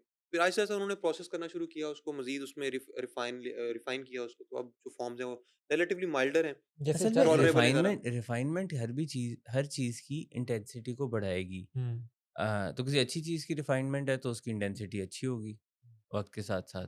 किसी नेगेटिव चीज़ की रिफाइनमेंट है तो उसकी इंटेंसिटी उसके हिसाब से इंटेंसिटी बढ़ती ही है रिफाइनमेंट से, अगर आप गौर करें तो किसी भी चीज़ में। जैसे चर्च तो जो किसी पहले थी तो उसकी निस्बत जब रिफ़ाइन हुई उसके बाद वो ज़्यादा थोड़ी-सी लीथल हार्मफुल हो तो ये तो आप सिर्फ नेगेटिव चीज़ों की बात कर रहे हैं ना। अगर मैं कहूँ कि कुछ थोड़ी-सी ऐसे पॉज़िटिव चीज़ें को भी सोचें, जी। जो रिफाइनमेंट से बेहतर हुई। ज़माने में हर चीज़ पे रिफाइनमेंट हो रही है। जिसका जो कारोबार है वो उसके ऊपर आर-एन-डी कर हाँ, रहा है और आर-एन-डी करके उसको बेहतर करने की कोशिश कर रहा है। जी। सिगरेट भी किसी का कारोबार है, वेप भी किसी का काम कारोबार है और उसके ऊपर millions of dollars are being spent every हर जगह वीक, तरक्की हो एवरी रही है। Year hmm. To make it more stronger, more potent, more addictive. आप चॉकलेट्स भी जो बना रहे हैं, वो बगैर आर-एन-डी के तो नहीं बना रहे हैं। Hmm. They are always making it tasting better. Even French fries, तो burgers. They are all getting updated, upgraded. तो अच्छी चीज़ें भी लाइफ में अपग्रेड होती हैं हुँ, और उनके फ़ायदे बढ़ जाते हैं।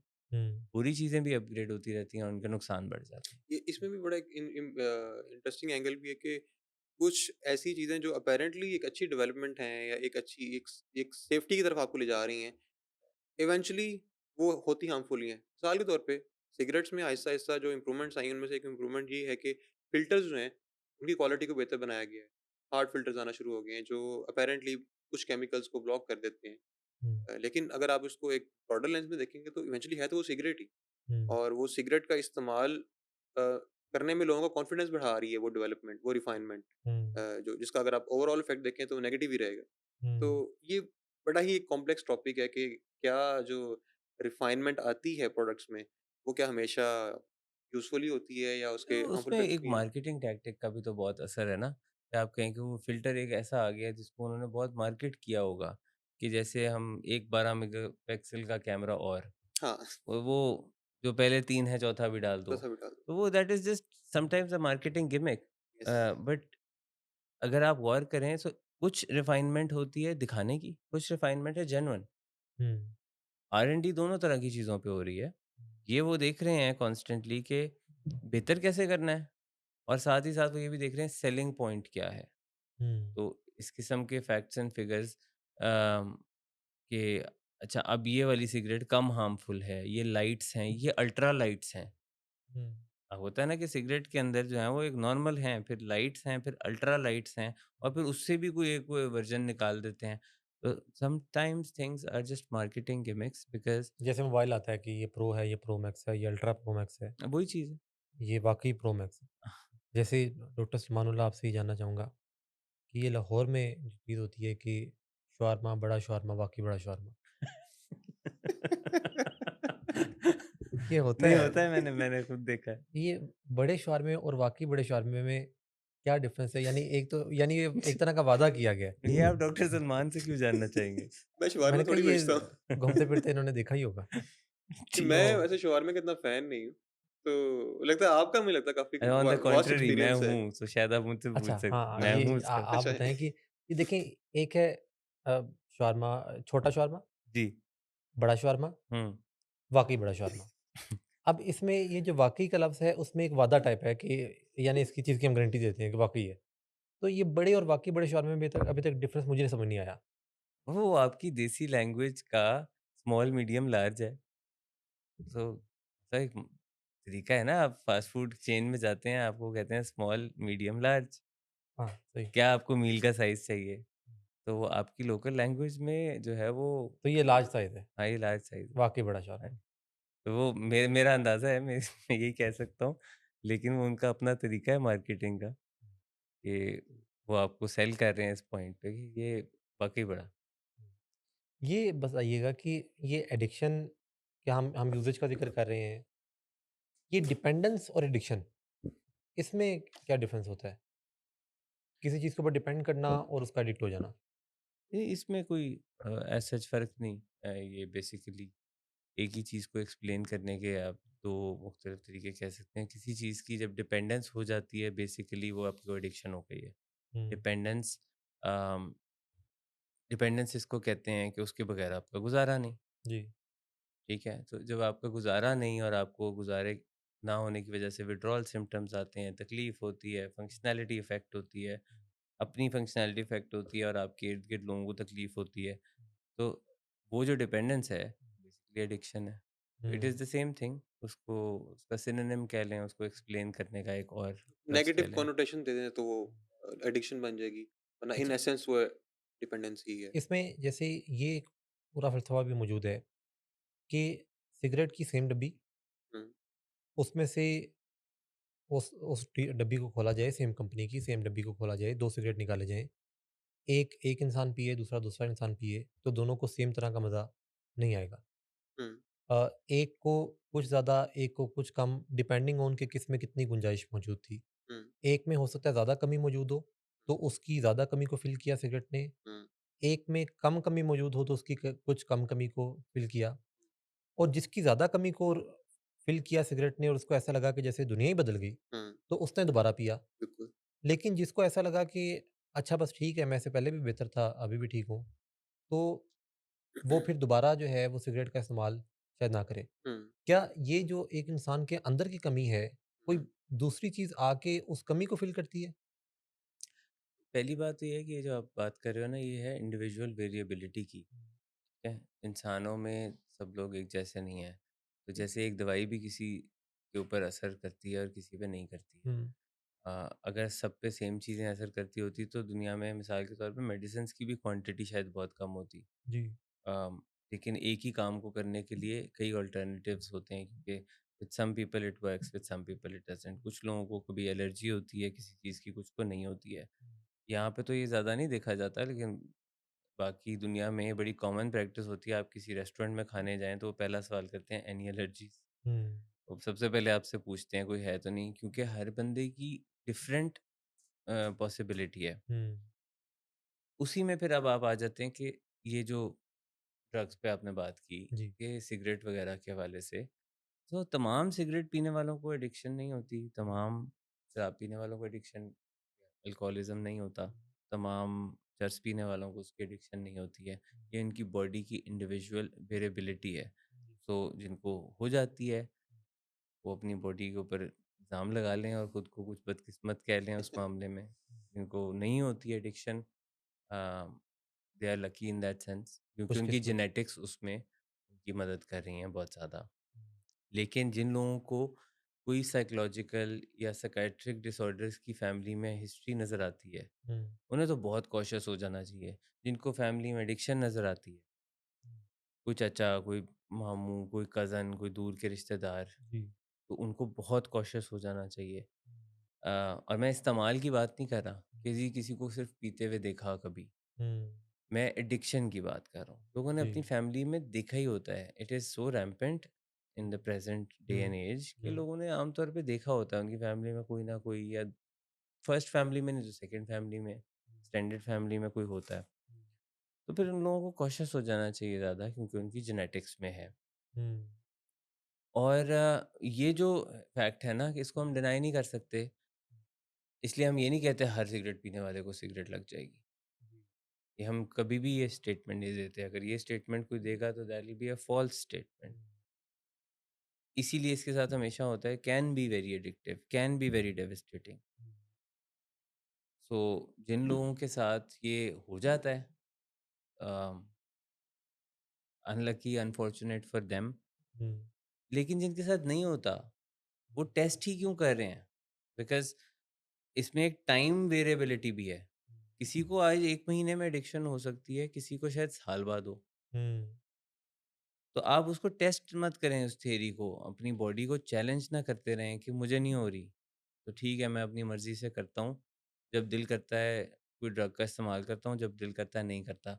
Because you don't know what will happen tomorrow, you don't know what will happen in a year. आपको शायद 2 साल में एडिक्शन नहीं हुई, शायद 4 साल में हो जाए। हुँ, आपकी बॉडी ने डिटीरिएट भी तो करना है, एज के साथ-साथ वो वाला फैक्टर भी आना है, एजिंग ने भी अपना काम करना है। कई मर्तबा साइकोलॉजिकल जो प्रेशर्स होते हैं, स्ट्रेस या दूसरी चीज़ें, कुछ काम उन्होंने भी बीच में अपना करना है। शायद पहले की स्टेजेस में आप जो है वो बिल्कुल रिलैक्स लाइफ में जा रहे थे, तो आपको एडिक्शन नहीं हुई। जब स्ट्रेस ने अपना काम किया किसी स्टेज पे, तो that factor also kicked in. तो इसलिए इस वेरिएबिलिटी को मिसयूज़ नहीं करना चाहिए। हुँ, खुद को ओवर कॉन्फिडेंट बनाना ही नहीं चाहिए कि मुझे कुछ नहीं होता। और आप ज़्यादातर देखेंगे ड्रग यूज़र्स के ओवर कॉन्फिडेंस से भरपूर होते हैं। जी, उनमें ज़्यादातर आपको ये कहते हुए नज़र आते हैं मेरा खुद पे काबू पड़ा है। जी, मैं तुम्हें ड्रिंक करके ड्रंक ना होके दिखाता हूँ। वाह! मैं तो आपको बता रहा हूँ ये इस किस्म की बातें लोग करते हैं।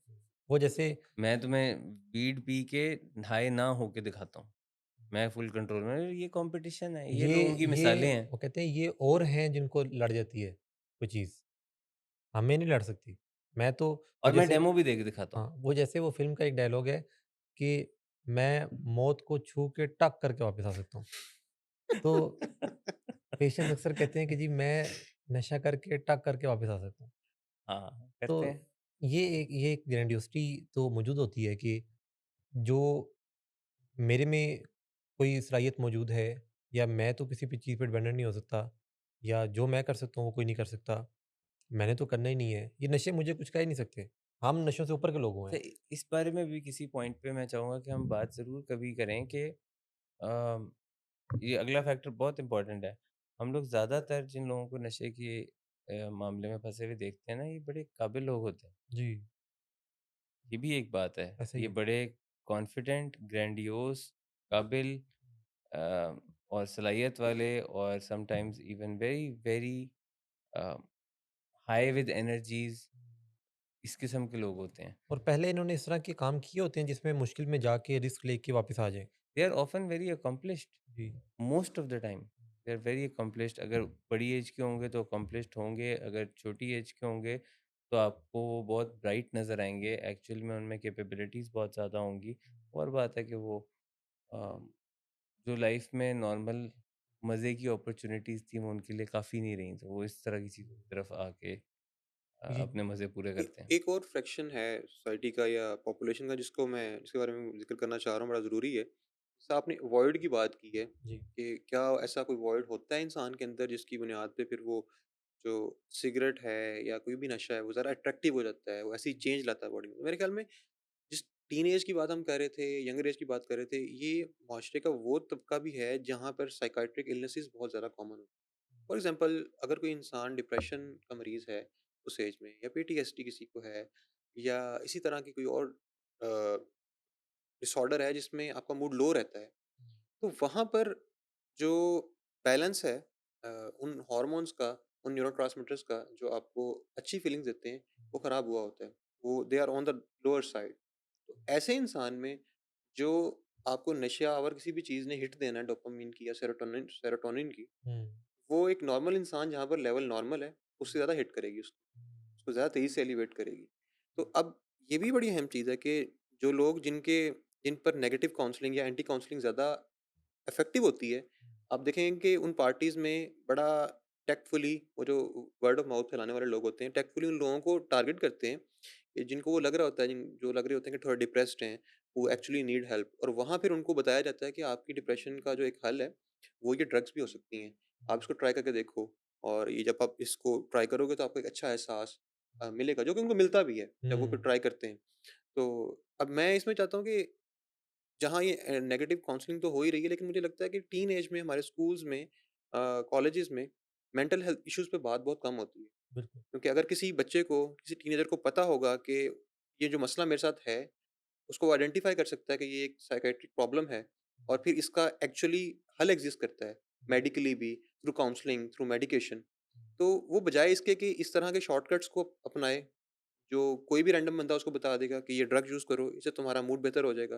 वो उसकी बजाय जो सही रास्ता है, जो सही तरीका है, उसको अपनाए। इसको मेक श्योर करने के लिए एजुकेशन बहुत ज़रूरी है, फ्रॉम द वेरी बिगिनिंग।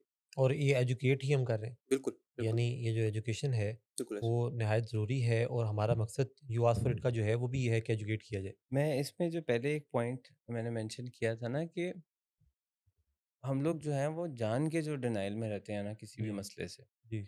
वो उस चीज़ से अगर परहेज़ करें, जो कि हुँ। मुश्किल है, आसान काम नहीं है। लेकिन अगर उस कोशिश करके उससे थोड़ा परहेज़ करें तो आधे से ज़्यादा मसलों की हमें नॉलेज मिल जाएगी। हम जैसे आज ज़्यादातर बात करते रहे हैं वेप्स की और इलेक्ट्रॉनिक सिगरेट्स के हवाले से। जी। नेटफ्लिक्स पे बाकायदा एक डॉक्यूमेंट्री है, कुछ 3-4 एपिसोड की डॉक्यूमेंट्री जो कि प्योरली वेप के ऊपर है। सही। और वो बार-बार सामने भी आती है, क्योंकि मैंने तो देखी है, लेकिन ज़्यादातर लोगों से आप पूछेंगे तो उन्होंने नहीं देखी होगी। हुँ। उनके सामने भी आ रही होगी तो नहीं देखी होगी। बिकॉज़ ऑफ दैट फैक्ट कि अगर देखेंगे तो हमारी कोई मिथ्स टूट जाएँगी। मैं आपको इसकी एक ऐसे मिसाल देता हूँ। जैसे फ़ास्ट फूड के हवाले से जी। कुछ साल पहले जैसे कहा गया कि वो मैकडॉनल्ड्स के बारे में मिसाल के तौर पे वो लोग कहते थे कि अगर आप जो है वो इसके ऊपर एक डॉक्यूमेंट्री है वो देख लो ना तो आप कभी दोबारा खाओ ना। तो मैंने सोचा नहीं खाना तो मैंने है तो मैं नहीं देख रहा। क्योंकि अगर मैं देख लूँगा और वो कह रहे हैं कि अगर आप देख लो तो दोबारा खाओ ना, हुँ। तो फिर मेरे चांसेस खराब हो जाएँगे and I wasn't willing to quit it at the time. जी। मैंने नहीं कभी देखी। हुँ।